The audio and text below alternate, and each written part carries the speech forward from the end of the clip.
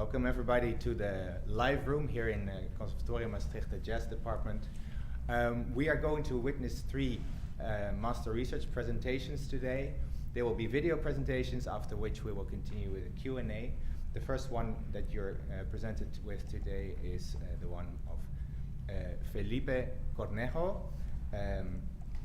We'll go into it right away and see you again at the Q&A.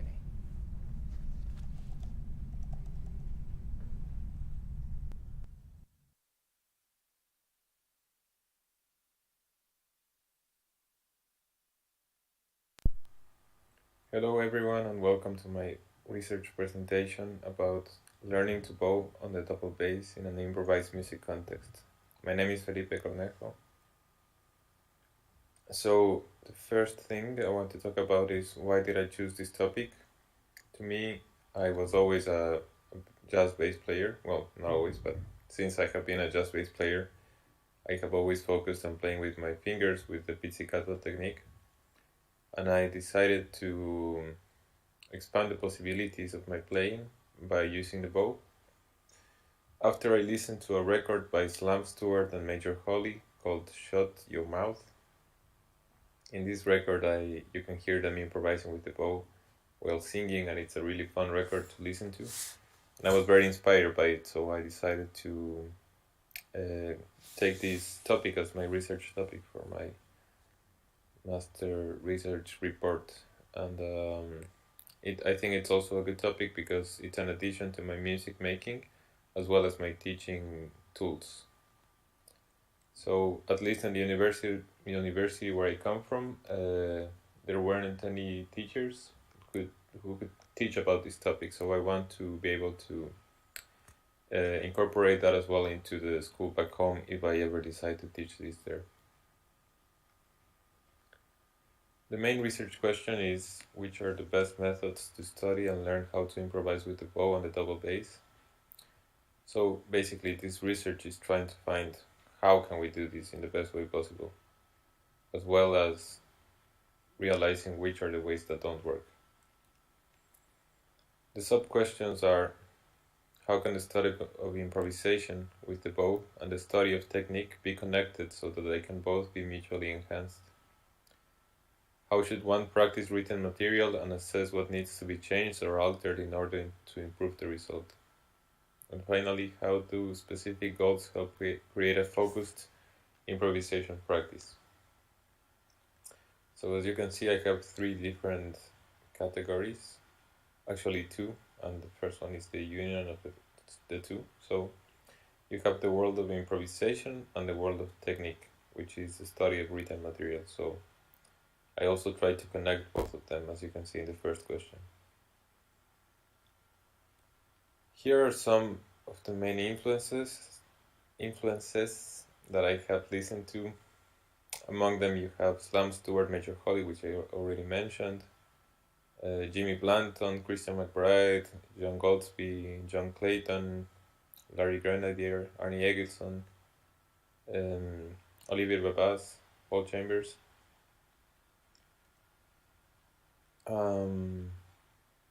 The research designs that I used for these, that were the ones that fit the most for my research, were action research design, which is in this case is related to my research because it's about solving technical problems, in my case the study of written material. So every time I studied a melody or a written material, I had a lot of problems coming up, especially since I'm a beginner when it comes to bowing. Well, I've done it for 2 years in total since I started here, so that is in relation to classical musicians.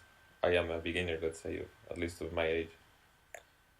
In the case, it's a case study design as well, because this is my own experience while studying, as well as reflecting and writing about it. So this is how I learned about it, by doing it and by talking about it with my teachers, as well as writing about it.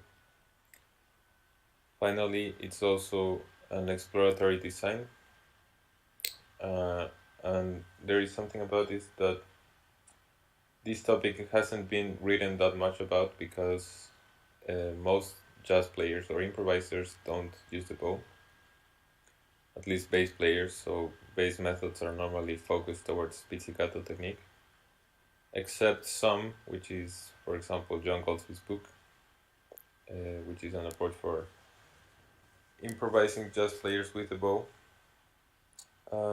So this research is also aiming to be a contribution to the existing literature from a case study point of view. So from my own personal perspective, what can I give as something additional to the existing literature?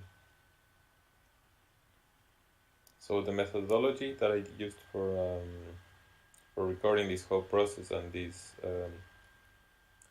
whole learning experience was, first, I would every time that I would study, I would film myself. I wouldn't film myself for, let's say, the whole hour or the whole time that I was studying, but I would do short videos that I could be concise about what I was doing. So in the video, the first step was that I would always describe what I was studying. So for example, cycle 1 here, as you can see, it says string crossing, time remembered. So time remembered is a ballad by Bill Evans, and we were studying with Matthias, my teacher, for example, a phrase on bar 4 where there are two notes on different strings, so I need to do string crossing. And this would be described in the video, so that I know as soon as I press play, I know what I'm studying. So I would say in this video I'm studying string crossing of bar 4 between these two notes. So you already know what the topic is. Then I would, let's say, study for that hour, but in the video I would also do some reflecting. So what was I doing? What was I trying not to do? What was I changing to improve the result? Step number 3, doing the changes and improvements. Then I would add the video to YouTube. I would watch it after some time, I would do some reflections, and then I would write it in my blog. And of course, the feedback that I got from my teachers, Matthias Nowak and John Goldsby, are very important between each study loop. As you can see also, cycle 1, string crossing, time remembered. Cycle 2, string crossing, autumn in Maastricht. This is a song of mine.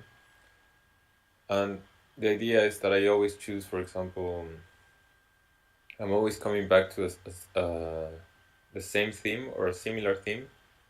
It's not like I only did string crossing once and I left it. I did it many times with different songs and different, let's say, even bar numbers within a song, or different phrases or songs. So the study of written material, which would be the technical approach, the technical study. Well, improvisation is also technical, but this is mostly focused on the detailed study of technique, like a classical musician would approach it. So here you have transcriptions, written melodies, adding specifications like dynamics, articulations, bowings, the point of contact with the bow, phrasing, etc. As you can see, this is an example where you have the up bows, the fingers you are using below in numbers 4, 4, 3, 2. You can see legato. You can also see the letters D and G on the second system. They symbolize the string on which I'm playing. I'm playing this note on the D string, the F is on the D string, and the B flat is on the G string. So that's also a guidance for which fingering I'm using and on which string. So this is a very detailed approach. And then the opposite would be the study of improvisation, on which I have not that much written material, other than maybe the lead sheet of a song I'm improvising over. So it's mainly recorded on videos, and then I talk about concepts, except when I had a specific musical concept, like using a shape. For example, only using the third and the sharp 11 of a chord. That can give you a physical shape on the instrument, and then I would also write it in a paper so I could have a guidance for me. Okay, so One of the key things that I learned is that the double bass, the study of bowing, especially technique, has very important parameters that we need to understand in order to do it the good as possible. One of these, I divided these mainly into right hand and left hand. So the right hand parameters would be speed, number one. By this I mean the speed of the bow, how fast is the bow moving. Basically, the more speed equals more volume. And this is good, for example, for phrases on a high register. Or, well, it can be different on every situation, but sometimes we need to give it more speed or less speed depending on what dynamic we want. Weight. For example, lower strings like the E string, which are bigger strings, they require more weight coming from our shoulder, even from our back, into the string. So this is a parameter that we can also control to also regulate the dynamic, the volume, and the body of a note. Then we have the point of contact with the string, this affects the sound because, for example, notes on a high register, they tend to sound better if we play them on a lower point of contact. By that I mean that the bow is closer to the bridge of the instrument, so towards the ground, and closer to the fingerboard going higher up. It's better for notes on lower registers and bigger strings. Of course, there are many different nuances that you can explore. Now I had to summarize these for this slideshow, but in my blog I talk about many different scenarios, so it's not always as simple as it can be described here. The point of contact with the bow changes the sound, of course, and this is also a very important thing about it, is that we can plan the bowings, so we can know exactly from what point of the bow we want to play a note and why. Basically, you can divide the bow in many different parts. For rhythm melodies, it's smart to know exactly from what point of the bow you're playing each note, so that you can control and know where you're gonna land on the next note without being too much on an unknown space about it. Because if you don't know what's gonna happen, then you're probably gonna end up with too little bow on a note where you should have had a lot of bow, for example. Stopping the bow can help cut a note without resonance. If we play a note and we lift the bow, we have the string vibrating, whereas if we play a note and we just stop the bow without lifting the weight, we can decrease that resonance. It's also used a lot in string crossing exercise, which I will describe later. Technical parameters of the left hand. This has to do a lot with, for example, shifting is one of them. And this is one of the most important advice that I received from Matthias, or at least personally I consider it one of the most valuable, because I used to have a lot of problems with this, where I wouldn't have good intonation while shifting because I was focused on, let's say, my fourth finger, because I was gonna play a note with the fourth finger, and I would disregard the importance of the whole shape of my hand and the positions of the bass. So the advice that I got from Matthias was to focus on the first finger, so that, because my first finger is guiding the hand. So if my first finger is where it has to be, automatically the fourth, second, all of the fingers are gonna be where they also have to be. So it's a good advice, I think, and I used it a lot in this research, almost every day, I would say.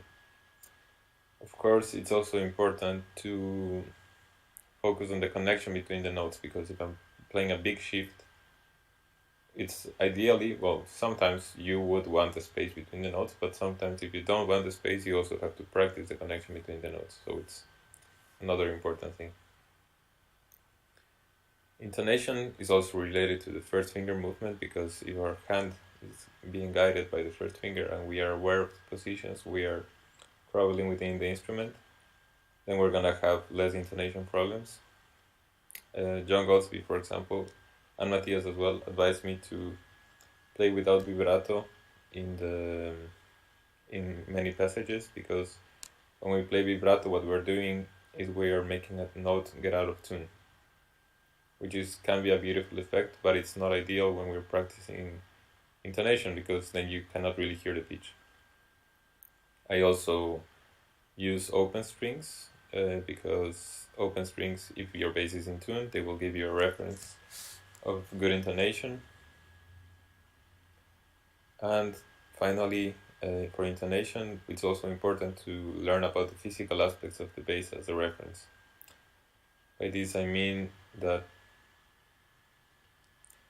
for example, the thumb on the neck block, where the curve of the wood is, that would mean, at least in my bass, that I have a D in that position on the G string. So I have that reference. Whenever I'm moving around, I know I'm gonna have a D there, so that's a really good helping point.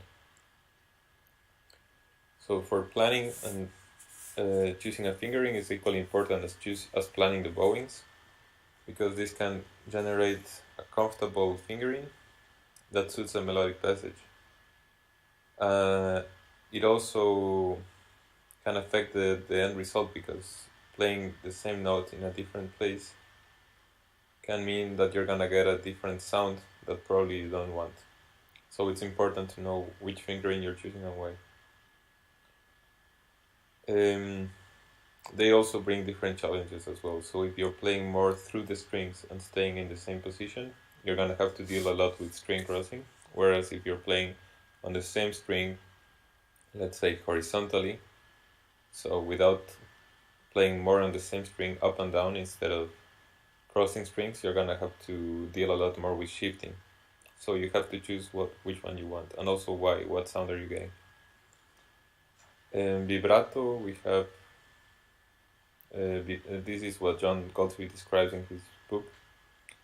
You have two elements for vibrato. One is the frequency, which is the amount of times your hand is moving from side to side, and also amplitude, or let's say your frequency is the amount of times your hand is oscillating around the note, whereas amplitude is the distance your finger oscillates around the note. So it can be 2 millimeters, it can be 7 millimeters. Of course, I'm not measuring it, but you can try to change this distance, and it of course creates a bigger, let's say, movement around the note, which creates more intonation, not problems, but like the effect is greater than if you do a smaller vibrato, let's say. So the next would be thumb position, which is something I had to work a lot this year, because I didn't used to do it that much. And for this, Matthias recommended the Petracchi method, which is Franco Petracchi. He has a system of fingerings. One of them is the chromatic fingering, where you play 4 notes consecutively in a chromatic order from the thumb until your third finger. So all of them are together. So like G, G sharp, A sharp. Semi-chromatic would be almost the same, except that you have a tone instead of all semitones somewhere. Can be G, G sharp, A, B. So you have a tone between A and B. And finally, the diatonic fingering. As the name states, it's a scale, so a diatonic 4 notes. So it can be G, A, B, and C. So that's like could be a G Ionian scale, for example. Next, you have pressing all fingers, which is done, in my experience, to help to distribute the effort and the pressure that we're doing with our fingers, as well as also keeping a good shape in your hand.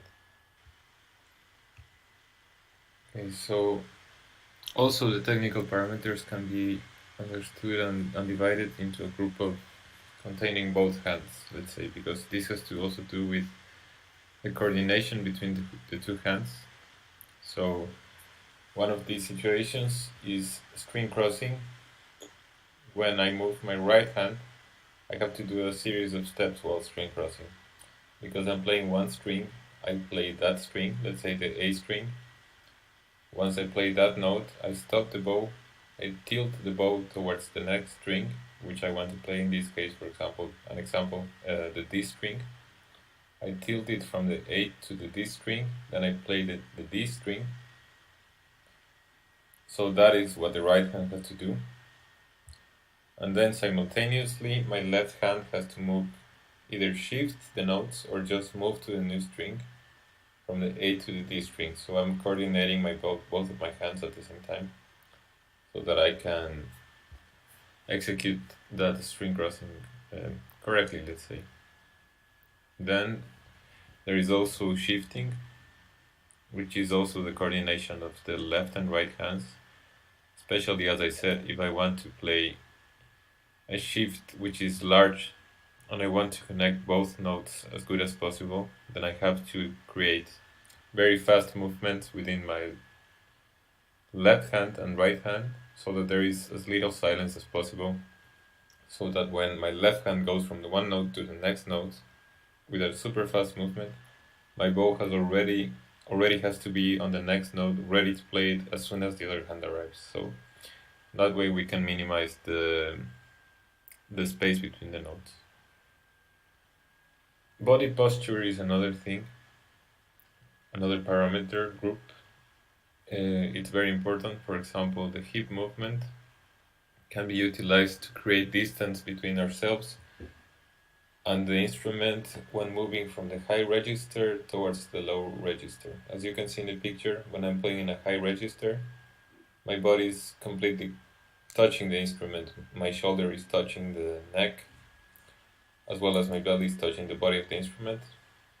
And what I do is I push the instrument with my belly so that I create distance and I can move lower to the lower register again comfortably, because if I don't push with my hip, my hand would be next to my face in the lower register, and that's not good for that's not a good playing posture, as well as you don't have any vision of what you're doing or just comfort in general.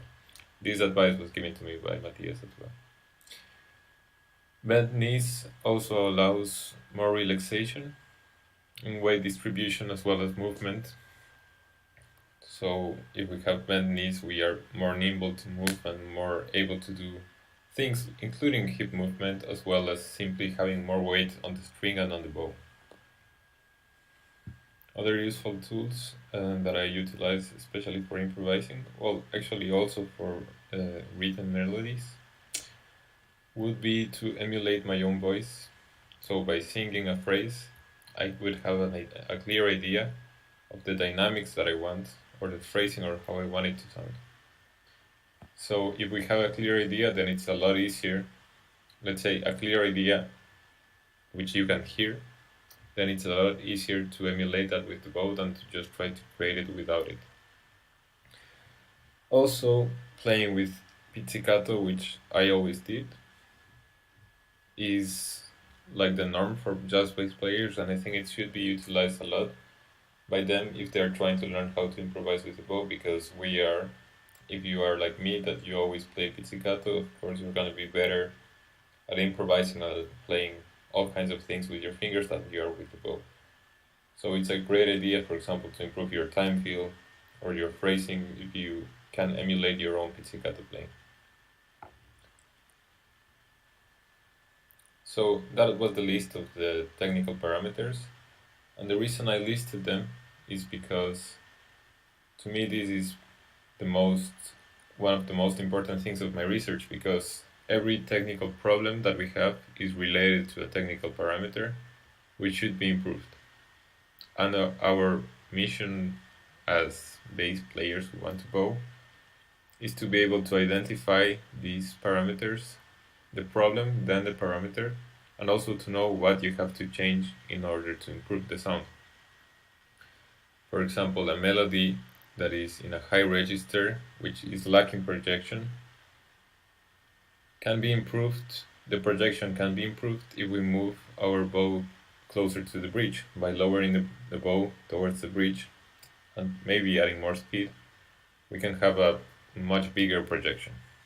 So that you can hear what I mean by this, I'm gonna play an example. So firstly, I'm gonna play the point of contact of the bow with the string is gonna be quite low, so close to the fingerboard.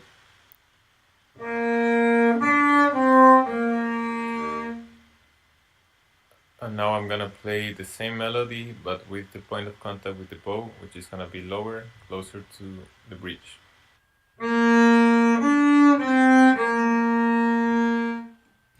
So as you can hear, the sound difference is, well, the projection is a lot bigger in the second example, as well as the sound is a lot clearer. And that was one example of how we can change and fix the problems that we have by changing things in the technical parameters. So another example that we can have is if we're playing a big shift, we can focus on the first finger, that would be the parameter, to focus on the first finger so that we can play the notes in tune. Another aspect of parameters is that they can be isolated when there are too many things happening in a phrase. So let's say a phrase has a string crossing, a shift, and has to be a dynamic growth.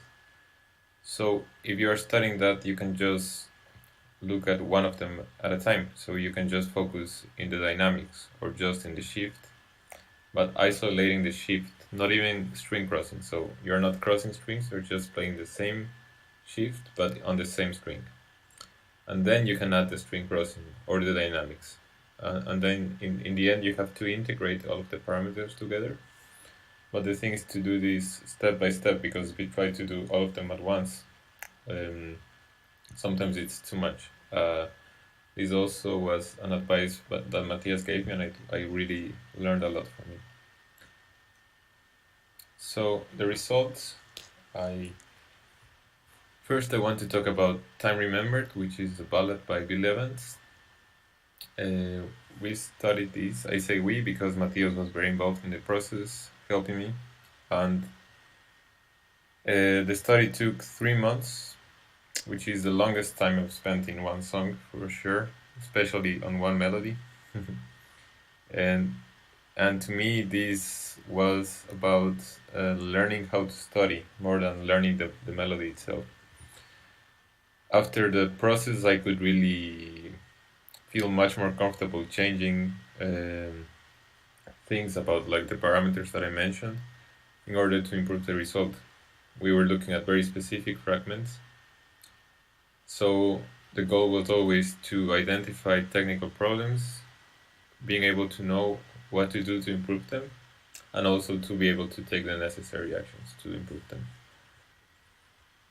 In other words, what I was trying to do was to interiorize this study process and construct reflections so that they would become second nature to me. So I know what I have to do and I would just do it instead of spending too much time not doing it, let's say. So Time Remembered to me means like studying this melody doesn't only mean that I can now play Time Remembered, it means that I can study other melodies in the same similar fashion for a long time and learn from different similar situations or different situations in melodies, but with similar concepts, let's say. And now I know how to approach those situations, which I didn't know before I did this melody. The results are also about my improvisation, because obviously I'm a jazz musician, so improvisation has to be a big part of it.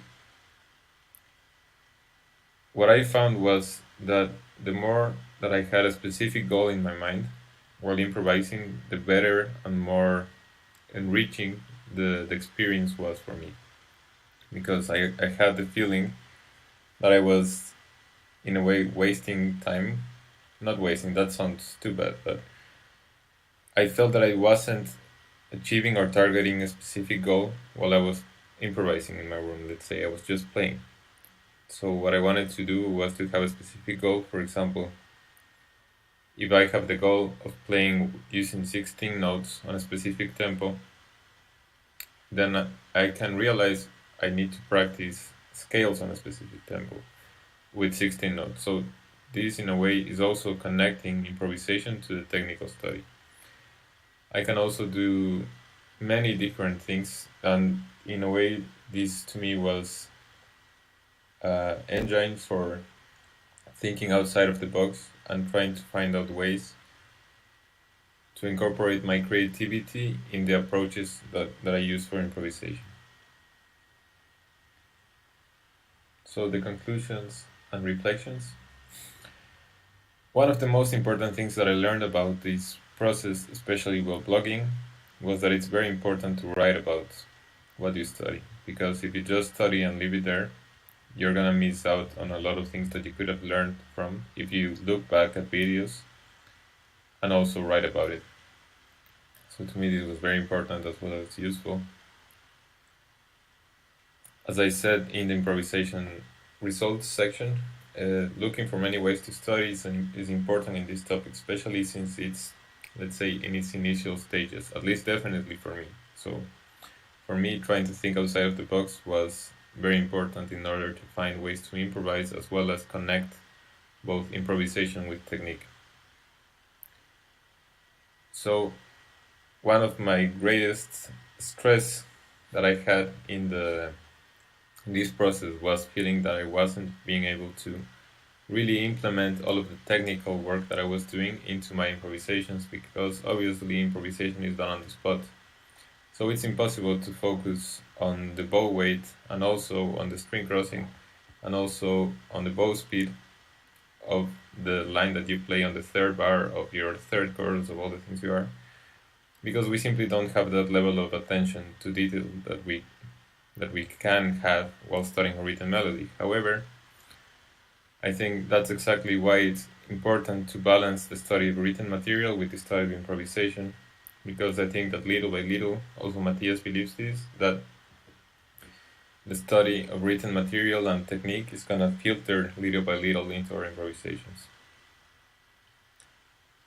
So, as I already said, we can connect these two worlds, improvisation with technique, by using limits. For example, using only the first and third string can result in a very interesting type of improvisation, because it sounds like a high-pitched voice versus a lower voice, and at the same time it's a string crossing exercise, or focus at least. So lastly, I have to keep on becoming my own teacher, and this means knowing the parameters and practicing how to fix them and how to improve the technical aspects. So the discussion. This is my own learning process, but how generalizable are my findings? This is one of the questions I have, because I feel that this is my experience, which of course I think has some value. However, I think every bass player is gonna relate differently to this topic, which is perfectly fine. I'm very curious about in which ways are we different. So this is just something I think that other studies could look into, as well as myself, maybe in the future. So the main learning points that I would, let's say, pass on to my students in the future, if I keep continuing the path of bowing, would be the practical knowledge of technical parameters is super important. So what to change and why and how in our technique to improve the results, as well as having clear goals for improvising. I think the second one can be super general, can be for any instrument, but I think it's very important to have it in this case, because otherwise at least in my case, I felt that I was almost just moving my fingers. So this can be was very important for me.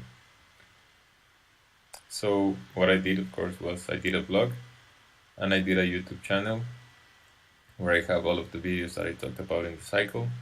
So here you have a picture of the blog as well as my YouTube channel. Thank you very much for listening. I would just like to give a special thank you for Matthias Nowak and John Goldsby, my teachers, for their really, really good feedback that helped me along the way. Thank you very much.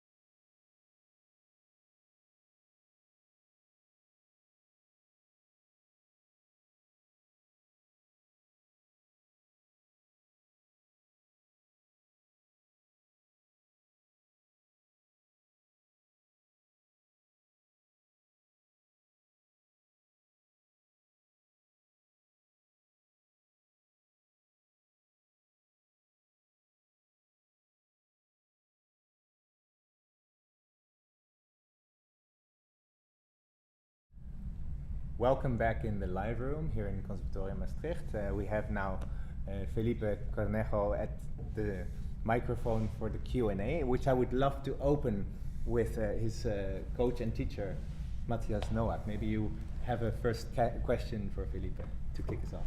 Yeah, first of all, thank you, Felipe. It was a very good insight into the technical aspects of bass playing. One thing I would like to know, can you talk a little bit about your practice cycle? So this was one cycle, and can you elaborate a little bit on how you connected, let's say, a certain topic,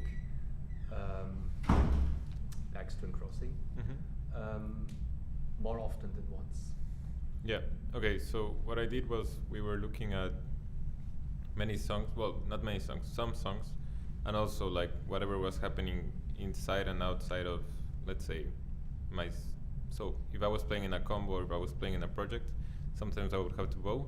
So if I would have to do that, or if we were starting Time Remembered or other songs, I would just look at a melody, and then eventually I would come again to that topic, because I think it just, the topics, the parameters are always there coming up. So I have to have more speed in this line, I have to have the string crossing in this line, and it's like almost inevitable. So for me, it was always like, just while studying here and while studying on my own things, it was constantly coming back, and I just kept on repeating the cycle of all of the 7 steps. So like recording the video, then the feedback, well, the reflections, writing about it, and then repeating the same thing again. And then the idea is to have a progressive growth or improvement throughout time. So Nice. Yep. And the blog has all of the entries are like this. So you have if you Google in the blog, you can type the word string crossing, and you have all of the entries with that. So Perfect.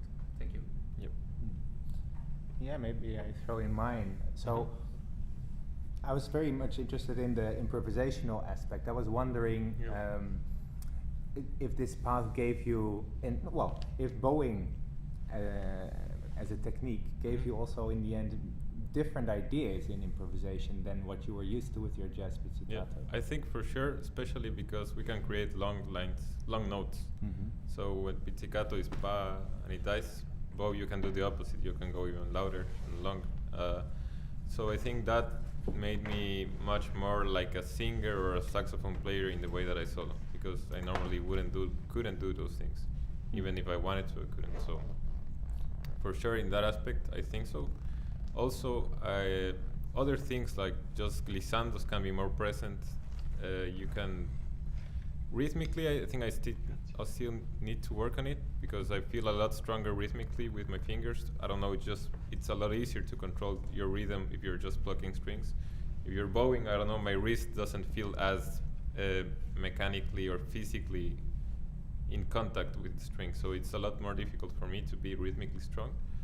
But I think for sure, especially not only the aspect of having a bow that I'm using, but also all the like thinking outside of the box about improvisation made me approach it in ways I didn't used to do. So for example, with Matthias, we talked about using shapes, we talked about using motifs. I had another masterclass here in master classes. With the guitar teacher, he talked about using like the limits, so like a focus of just ascending lines, just descending lines, just the third and fifth, or just, so like in general my improvisation has changed, not only because of the bow, but definitely also because of the bow, like what I mentioned. Yeah. Do you have a question? Yes, I'd be curious about, first of all, great blog. I really enjoyed this reading, and you're experimenting a lot and documenting this really deeply. So it was great, and what I also appreciated, it was like accessible, easy to understand language. So I could follow this as not a bass player, so it was great to experience. I was extra curious, like how would it be to experiment on different players, or comparing this to your. So I was really a little bit curious about this. Didn't really was not really there. So maybe I would have a question. So why is bowing scary for jazz players, or is it Scary? Or I think especially if you don't come from a classical background, then it's definitely scary. Well, because at least for me, like I just hear classical music and I get scared like immediately. Like it's too amazing technically, and the bow is the same tool that they are using, so it's you kind of already have that expectation. But it's also just not as heard as pizzicato. Like that's my opinion at least. So I think we can hear a lot more pizzicato, so we get much more familiar, and it's a lot less. Pizzicato of course has some parameters that you can talk about with your fingers, which we didn't really discuss obviously because I was more focused on bowing. But I think that the bow has a lot more, because you have a lot of more different things that can happen that could go wrong. Yeah. So after analyzing, experimenting, what would be your like biggest concern? What was the most tricky in improvising? Bowing? Yeah. If you would just think about this, like what is the hardest thing? I think it's probably the rhythm could be, like being rhythmically strong. Like what I feel is that if I try to play super simple with motifs, then it's okay. But when I try to just kind of turn off my mind and just play when I can, pizzicato, it kind of goes wrong almost always. So the bowing is actually the bowing is spontaneous and you cannot plan it. Yeah. Well, of course you cannot plan it. So I just try to keep it safe, like playing around with the same amount of bow in the same sector, and you just play, let's say, 8 notes like that. So you're gonna be okay, let's say. But of course, like we also shouldn't be comparing one improvisation with one piece which is written, because it's completely different in the end. How about phrasing? Phrasing? Like phrasing, is it not tricky? Yeah, it is for sure tricky, I think. Yeah. Okay, great. Maybe a question in the room here. Anything already coming up? Well, think about it. I come up with mine. when you look at your inspirations, you've shown us all these albums that you. I was wondering if you also were really analyzing and maybe transcribing. I don't know how, analyzing improvisations of these players rather than melodies or rather than generally, but more the improvisation aspects of them. I haven't done that, to be honest. No. I haven't transcribed. Actually, like almost never transcribed bow players. I actually transcribed in the beginning. I was transcribing like more singers, because I wanted to learn about the phrasing through singers. Oh, okay. But I think that that's definitely also useful. But also why not transcribe bowing? Like, it's a good idea for sure. Yeah, does it have to do with the feeling of that you started from scratch, or what was the reason that you didn't go for it? There's really like no reason for me. Like it's not like I chose not to do it. Okay. It was just that I chose to do singers instead, because I felt more. Well, it's a nice idea. Yeah, more connected to that, because it was very easy for me to. Also, what I can do, which I talked about, was emulating my own voice. So if I sing a phrase, I can try to recreate that phrase. And the voice is something you can. I don't know if I'm insulting any singers, but I think that you can control it very well, easily, to a certain level, so that you can just emulate it afterwards. But like singers, for me, that was why I was learning by transcribing singers, and then it was more like written material also. So yeah, but like I think that's a good idea for sure, to transcribe solos of bowing. Yeah. And did you have when it looked, because I was looking at the videos and I had the feeling a lot of the first part was all technical and the improvisational aspects came mostly quite late. Yeah. I wonder if you could reflect on that order, and if you still agree with that approach, or if you think it would have possibly benefited you to include more improvisational practice early. I mean, I actually was improvising the whole time, but I think I started registering more that information later in the blog. But what happened was that I was, especially in the beginning, I was transcribing singers, but I was, let's say, studying very briefly. One day I even studied like 3 songs. So that's not really like studying in the same way that I did with Time Remembered, which was 3 months for one melody, which is not even the most difficult melody. So what happened was, with Matthias, he advised that I would focus much more on like really detailed study, and that meant like really long study. So that's why you have that big like just some topics in the beginning which are very random. Then you have time remembered for like 20 or 50 videos, and then you have again improvisation over time remembered, and then more other songs towards the end. But I think that was a good order because also like I had better technique for improvising afterwards. Yeah. Yes, Sebastian. So, to what extent did you feel a change, or did you feel change in your usual way of improvising? And when you're like improvising without a bow now, do you sometimes catch yourself feeling like you're missing an opportunity for a long note, for example, now that you would like to have, but it's not possible without the bow? I mean, honestly, I really love to play pizzicato as well, so I never feel like I'm missing out when I'm playing pizzicato. I think it's nice to have them as two things that are, you can do both and you can just do this once and the other one. But I think that it has influenced me, like I think phrasing wise, bowing, but of course it's not like I can play a super long note with a dynamic growth playing pizzicato, because you cannot do that basically. So, but it has definitely changed my musical language. Yeah. Okay, maybe you have any final questions in mind, or we're happy. Fine. Yes. So thank you very much, Felipe, Thank you. and we will go into jury deliberation, and we will see you all back 2:30 for the next presentation. Please give it up for Felipe. Thank you very much.